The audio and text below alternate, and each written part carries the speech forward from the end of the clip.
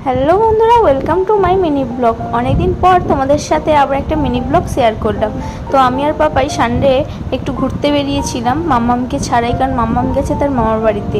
আর আমরা এখানে এসেছি ভেলপুরি খেতে ডুমুর জেলা স্টেডিয়ামের কাছে। চলো, আমাদের ভেলপুরি দেওয়া হয়ে গেছে, খাওয়া যাক।